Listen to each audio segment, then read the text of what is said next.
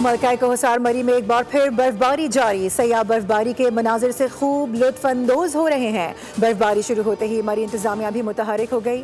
DPO मरी ने travel advisory जारी कर दी। सयाह और शहरी रात के वक्त सफर करने से गुरेज करें। कोयटा में भी बर्फबारी जारी। दर्जा हरारत -1 हो गया। कराची में भी मौसम सर्द।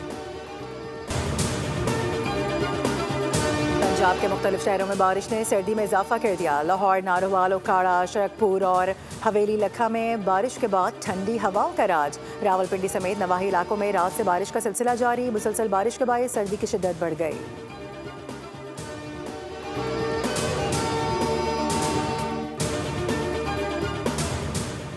गुल प्लाजा में सर्च ऑपरेशन मुकम्मल। जिला इंतजामिया ने मुतासरा इमारत को सील कर दिया। डिप्टी कमिश्नर जावेद नबी खोसो कहते हैं कि जाम बहक होने वालों में 23 की शनाख्त मुकम्मल की जा चुकी है। DNA की मदद से 17 अफराद की शनाख्त हुई है। चंद लापता अफराद के वर्सा ने अभी तक कोई राबता नहीं किया। पुलिस सर्जन कराची को नाकाबिल शनाख्त शख्स का DNA रिजल्ट मौसूल हुआ है, जिसके बाद सानहे में हलाकतों की तादाद 74 तक जा पहुंची, जबकि जलकर राख हुए 46 अफराद की तलाश मुअम्मा बन गई।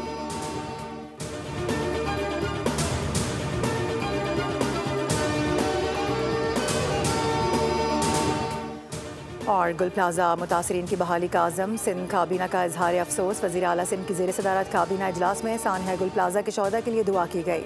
काबीना ने सिंध रिन्यूएबल एनर्जी कंपनी को गैर ज़रूरी करार देकर बंद कर दिया।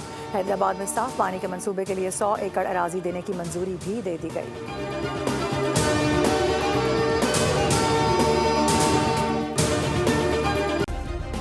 सब्सक्राइब करें और बेल दबाएं ताकि कोई खबर रह न जाए।